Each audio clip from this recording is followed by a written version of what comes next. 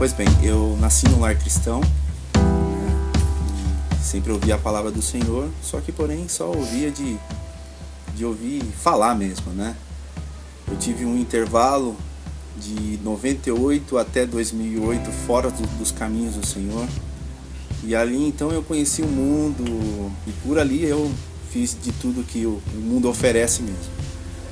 Bom, voltando para a igreja em 2008, foram 10 anos fora, eu vi a Mariana, conheci a Mariana, mas porém a Mariana estava em outro relacionamento, né? Quando eu conheci o Samir, eu tinha um outro relacionamento, que era totalmente do mundo, não tinha nenhum padrão do Senhor.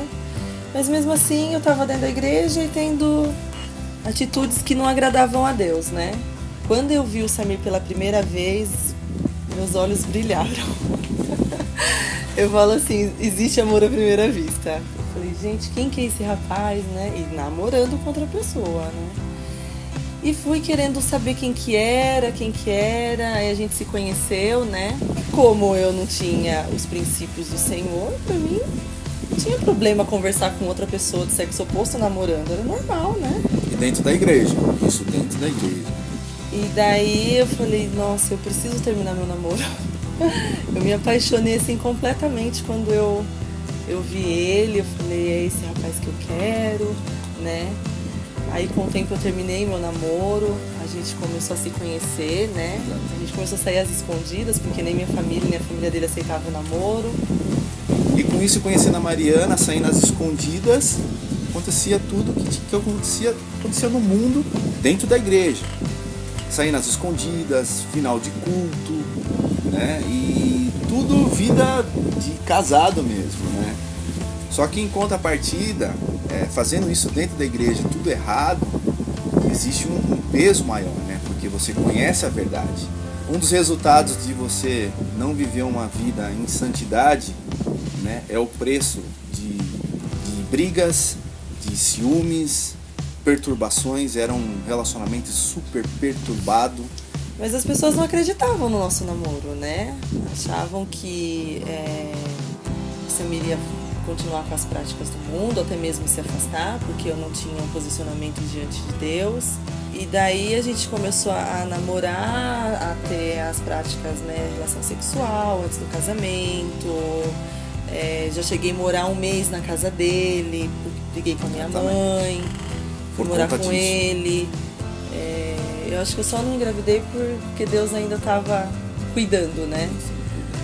E dentro da igreja. Enquanto isso, de domingo à noite, te louvarei. E isso é muito complicado, quando se serve a dois senhores. Alguns dias, né? Eu acredito que foi alguns dias ou um mês antes, eu nunca esqueço. Eu tava na casa da minha avó, tava morando com ela porque eu cuidava dela. E a gente tava ali quase na prática mesmo do ato sexual.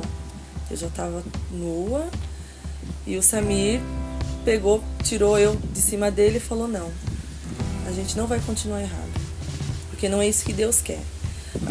Pro homem em si, você tá quase lá na prática, você fala, não, é só Deus pra te tocar mesmo. Eu creio que foi literalmente o Espírito Santo que já estava trabalhando na minha vida em ter o posicionamento. Então o posicionamento tem que vir, creio eu, que do homem.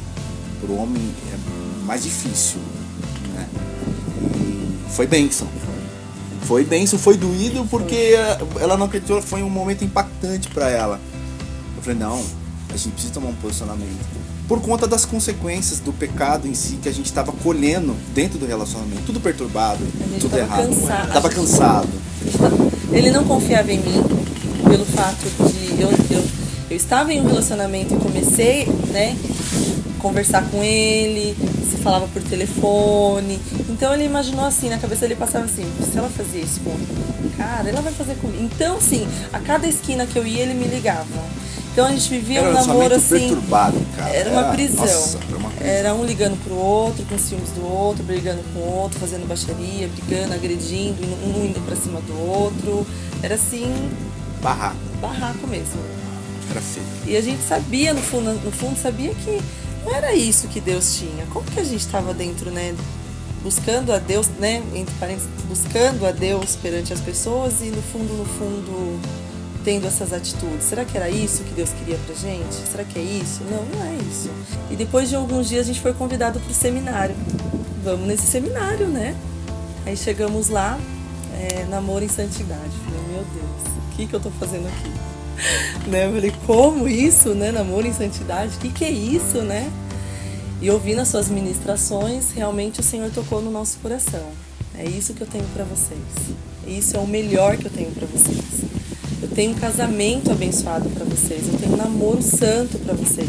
A partir do seminário, que a gente aprendeu que através do beijo já era penetração, a gente tomou essa posição, né?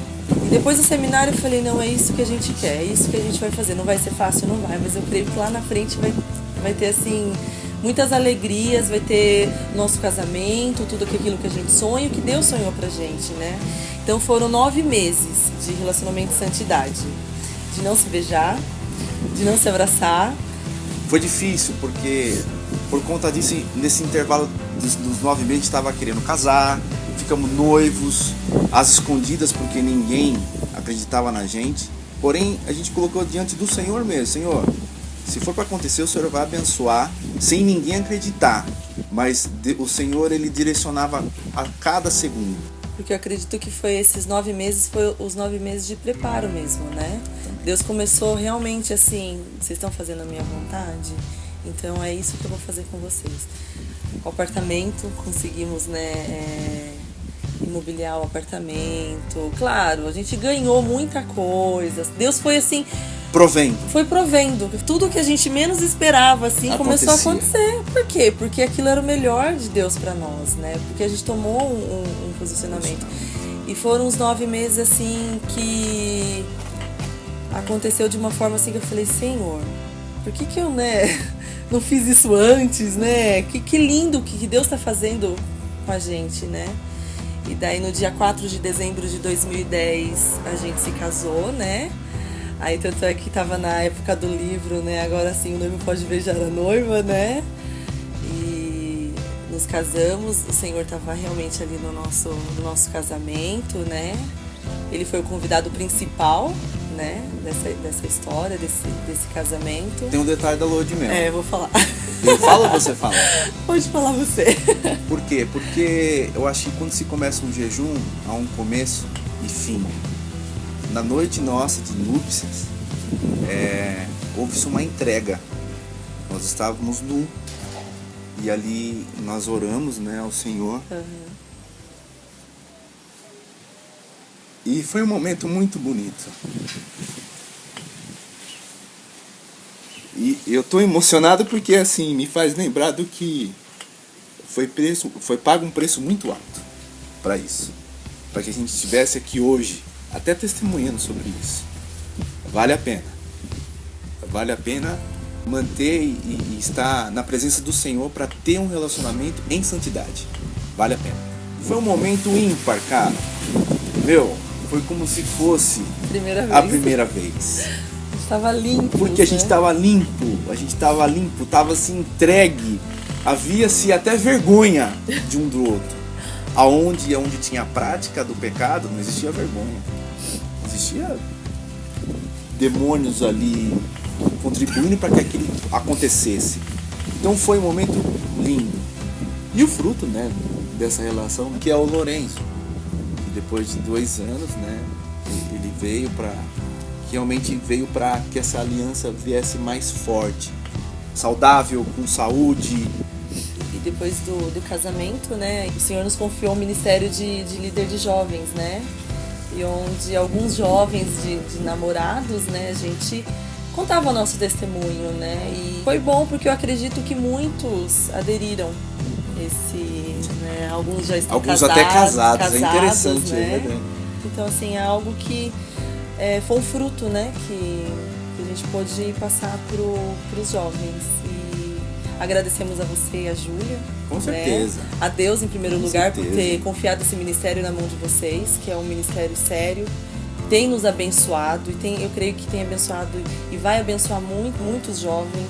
A gente louva a Deus mesmo pela vida de vocês, porque vocês foram um canal de bênçãos na nossa vida para nos ensinar realmente como que é um namoro santo, um namoro com o Senhor, planejou e sonhou para nós, né? Vale a pena pagar o preço. O preço que se paga de ter esse posicionamento, de influenciar pessoas. Né? Hoje a gente consegue influenciar pessoas com o nosso testemunho. Para a honra e glória do Senhor, não é a glória nossa, não. Toda a história existe jeito, sim.